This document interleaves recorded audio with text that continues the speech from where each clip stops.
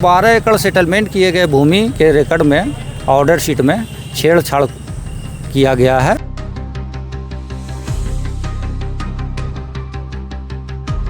एक सिग्नेचर का फॉरेंसिक कराया, उसमें 12-13 पॉइंट में अंतर आया है।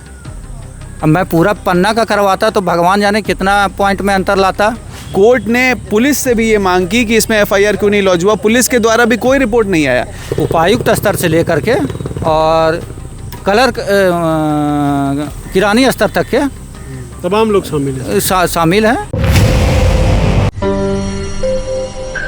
हजारीबाग में लगभग 100 करोड़ रुपए की जमीन के दस्तावेजों में हेराफेरी होने का मामला आया है और कुल 21 एकड़ बेशकीमती ज़मीन के कागजात में हेरफेर की गई है। और ख़ासकर मामला इसलिए भी खास हो जाता है क्योंकि रिकॉर्ड रूम में ये पूरा जो छेड़छाड़ हुआ है रिकॉर्ड रूम के भीतर हुआ है और इसमें कई बड़े अधिकारी मिले होने की भी बात आ रही है। मामला बेहद पुराना है लेकिन कोर्ट में चल रहा था मामला कई सालों से और इस पर जो आरटीआई एक्टिविस्ट और जो उन्होंने मामला दर्ज करवाया था राजेश मिश्रा जी ने, तो इस पर उनने कई बार एफआईआर कराने का प्रयास किया लेकिन एफआईआर नहीं हुआ।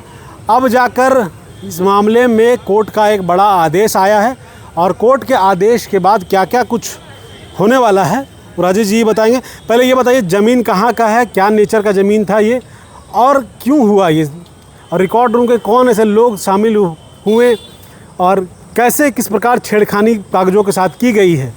देखिए, सर्वे रिकॉर्ड के अनुसार यह गैर मजरूआ खास ज़मीन है। इस ज़मीन से यह जिसका खाता 93 है और प्लॉट नंबर 81 है। यह 1927-28 में तत्कालीन डिप्टी कमिश्नर KMO द्वारा यह ज़मीन रैयत को 12 एकड़ सेटलमेंट किया गया था 27-28 में, जिसका सेटलमेंट केस नंबर 602 है। और 9 एकड़ ज़मीन सरकारी ही रहा, शेष 9 एकड़ जो आज भी पूर्णतः सरकारी है। इसी 12 एकड़ सेटलमेंट किए गए भूमि के रिकॉर्ड में ऑर्डर शीट में छेड़छाड़ किया गया है, जो काफ़ी दिन से मैं आरटीआई से या सर्टिफाइड वगैरह से निकालने के बाद पूरा रिकॉर्ड यह ऑर्डर शीट देखने के बाद मुझे लगा, मैंने 10 बार इससे संबंध में आदेश पत्र का मैं अवलोकन किया ऑफिस में भी जाके और वहाँ से सर्टिफाइड या आरटीआई में भी निकाल करके मैं इसमें अपने स्तर से पूर्णतः संतुष्ट हुआ कि इसमें छेड़छाड़ किया गया है। फिर इसका अपने स्तर से निजी स्तर से फ़ोटोकॉपी जो हमको प्राप्त हुआ था आरटीआई में या सर्टिफाइड में, इसका हमने फॉरेंसिक करवाया। फॉरेंसिक में मुझे बताया गया कि यह सिग्नेचर जो है, जो कंपेयर किए थे हम अन्य रिकॉर्ड आदेश पत्र से, उससे ये अलग है।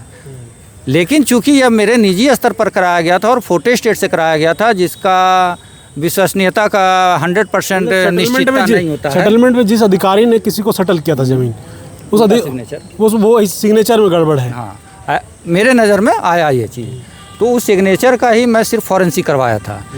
फॉरेंसिक में जब वहाँ से रिपोर्ट आया कि वाकई में यह गलत है और मैं इससे संतुष्ट हुआ, तो इसको लेकर मैं जिला प्रशासन से और जिला प्रशासन के पास इसका पत्राचार किया इस संबंध में, लेकिन वहाँ से किसी तरह का संज्ञान नहीं लिया गया। इस बीच में मेरे पर काफ़ी धमकी और केस वगैरह भी किया गया।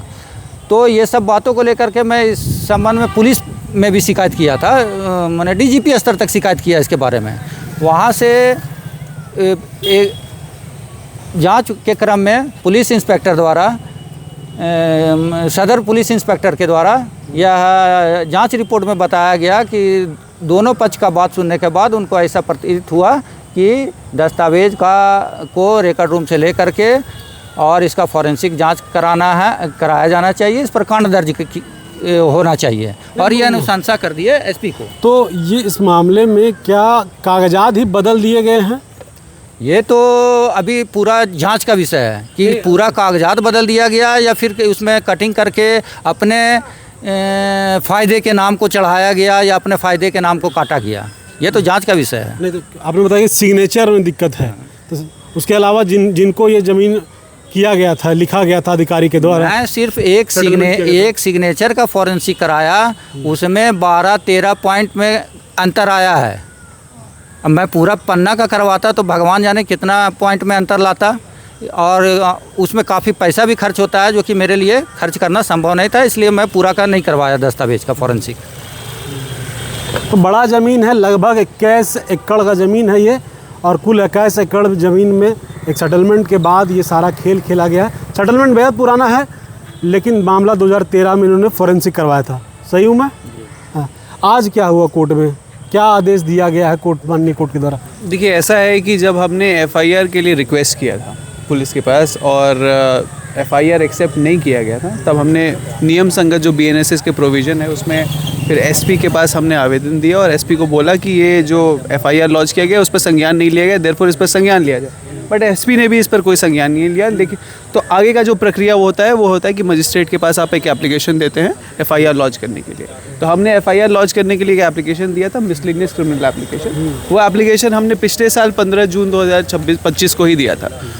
अब नियम संगत बीएनएसएस के प्रोविज़न के हिसाब से जब भी किसी भी सरकारी अधिकारी के अगेंस्ट में आप एफआईआर लॉन्च करने की कोशिश करते हैं तो उसके सीनियर ऑफिसर से एक रिपोर्ट मंगाई जाती है। वो रिपोर्ट उस दिन मंगाई गई थी, वो रिपोर्ट आज तक 1 साल गुजरने के बाद भी नहीं आया। मतलब दाल में कहीं काला हो। बहुत ऑब्वियस सी बात है कि अगर जिस ऑफिस के द्वारा गड़बड़ी की गई है और उसी ऑफिस के द्वारा आप रिपोर्ट अगर मंगवाते हैं तो भले ही क्यों ना आप सीनियर ऑफिसर से मंगवाएंगे, बट मिलीभगत हो सकती है, इसलिए कोई रिपोर्ट नहीं आया। अपना ऑफिस बदनाम भी कौन कौन करना चाहेगा? बहुत ऑब्वियस सी बात है, क्योंकि 1 साल तक अगर रिपोर्ट नहीं आता है और कोर्ट में आके आप दोबारा से एक्सटेंशन भी नहीं मांगते, अगर आप एक्सटेंशन मांग रहे हैं कि इसमें हम प्रक्रिया कर रहे हैं, हमें थोड़ा और समय दिया जाए, ये सब कुछ भी नहीं होता है और आप इस पर कोई जवाब भी देना बंद कर देते हैं। कोर्ट का जो चिट्ठी आदेश था, चिट्ठी था, उसे दबा दिया गया। बिल्कुल दबा उसमें दिया गया। कोई संज्ञान नहीं लिया गया। कोई संज्ञान नहीं लिया गया और कोर्ट के द्वारा रिमाइंडर भी भेजा गया। कोर्ट ने पुलिस से भी ये मांग की कि इसमें एफआईआर क्यों नहीं लॉन्च हुआ, पुलिस के द्वारा भी कोई रिपोर्ट नहीं आया। लास्ट में हमने आज थक हार के, लास्ट दिन हमने शुरू में जब एप्लीकेशन दिया था तब बहस की थी और आज हमने बहस की 2-3 बिंदुओं पे। 2-3 बिंदुएं ये थी कि एक तो जब किसी भी पुलिस को कभी भी किसी एक कॉग्निजेबल ऑफेंस के बारे में बताया जाता है तो उसको वहाँ पे एफआईआर लॉन्च करना मैंडेटरी है, वो उसका चॉइस नहीं है, वो उसको मैंडेटरीली उसको लॉन्च करना पड़ेगा। ये Lalita Kumari versus state of UP honourable Supreme Court का क्लियर कट जजमेंट है।